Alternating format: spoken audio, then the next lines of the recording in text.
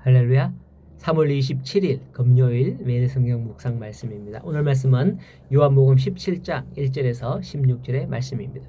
예전에 한 통계 조사에 의하면 한국 개신교 성도는 하루 평균 24분에서 27분 정도 기도하는 것으로 나타났습니다.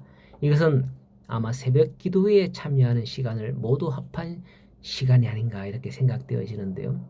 새벽 기도에서 성도들이 개인적으로 기도하는 시간은 제가 지금까지 지켜본 바 새벽 기도 주기도문으로 마치잖아요. 마치고 나서 한 5분 내지 10분 아니 10분까지는 안 가는 것 같아요.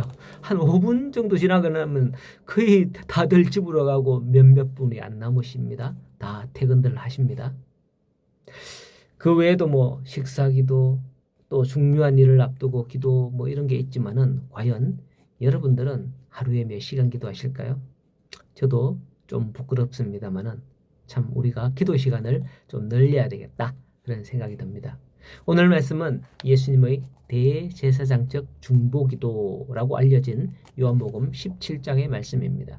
우리에게 가장 잘 알려진 예수님의 기도 중 하나는 바로 마태복음 6장의 주기도문이다 하는 것이죠. 그런데 예수님의 기도는 요한복음 17장에도 이렇게 나온다는 거예요.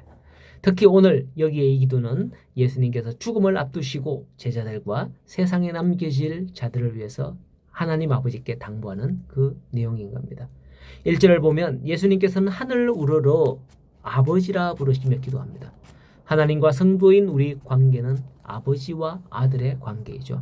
예수님을 믿는 모든 사람은 하나님의 자녀다라는 새 신분이 되었고 앞서 요한복음 1장에서 영접하는 자 곧 그 이름을 믿는 자들에게는 하나님의 자녀가 되는 권세를 주셨다라고 했습니다. 자녀들은 아무 사람에게나 아버지라고 부르지 않으며 또 아무 상관없는 사람이 단지 아버지라 부른다고 하여 관심을 보일 리도 없습니다. 이 호칭은 자녀들만이 사용하는 것이고 아버지는 그들이 부를 때 언제든지 관심을 보이는 것입니다. 아버지는 자녀들이 구하는 것을 가급적이면 들어주려 하죠. 우리가 아버지 하나님께 기도할 때에 아버지라고 불러야 한 이유도 이와 유사한 겁니다. 오직 하나님의 자녀만이 이 호칭을 사용할 수 있는 거예요. 아버지로 호칭하는 이들은 자녀의 위치로서 기도를 청원하는 것이고 주라 호칭할 때도 있는데 우리가 주여라고 하고 있잖아요. 이것은 종의 위치에서 나의 주인이시여 라고 청원하는 기도이죠. 그렇다고 아버지가 옳고 주가 틀렸다 하는 그런 건 아닙니다. 기도할 때 그만큼 친밀감을 느끼며 그렇게 기도하는 것이다 라고 하는 것을 얘기하는 거예요. 여러분의 아버지께 기도하여 모든 기도에 응답받기를 소원합니다. 5절에 보면 아버지여 창세전에 내가 아버지와 함께 가졌던 영화로서 지금도 아버지와 함께 나를 영화롭게 하옵소서라고 기도하죠. 여기 보면 예수님께서 창세전부터 아버지와 함께 계셨다는 사실을 증거하고 있습니다. 이것은 예수님에 대해 이 세상의 인간으로 태어나 하나님의 아들로 성격되셨다는 어떤 사람의 주장이 터무니없는 거짓말임을 분명히 알 수 있는 겁니다. 요한복음 1장 1절에서도 보면 그분은 태초에 하나님과 함께 계셨으며 1장 3절에도 만물이 다 그로 말미암아 창조되었다라고 했었습니다. 따라서 그들의 생각과 주장은 잘못된 거죠. 예수님은 천사의 존재와 같이 피조된 피조물이 아니라 바로 모든 것을 창조하신 창조주인 것입니다. 다만 잠시 지금 낮아지셔서 이 땅에 오신 것이며 그렇게 하신 것은 우리와 눈높이를 맞추는 것으로 보면 됩니다.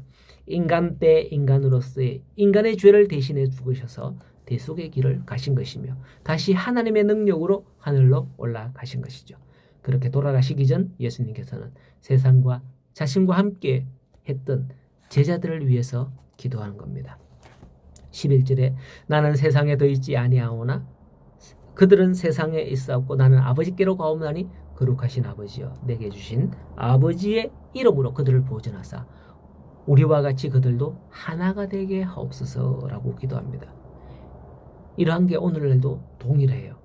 교회가 우리 성도들을 위해서 기도합니다. 성도들의 평안과 안전과 무엇보다도 구원을 위해서 기도합니다. 목사님과 장로님, 권사님들이 새벽 기도에 이렇게 기도하는 것은 마치 예수님을 본받는 그런 기도가 아닐까 생각이 되어져요.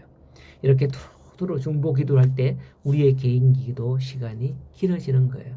내 기도만 하면 정말 기도할 게 없거든요. 그것도 한두 번이지. 계속적으로 반복적으로 내 기도 그 내용 갖고 기도하기 어렵습니다. 사실 어떤 목사님은 말씀하시더라고요.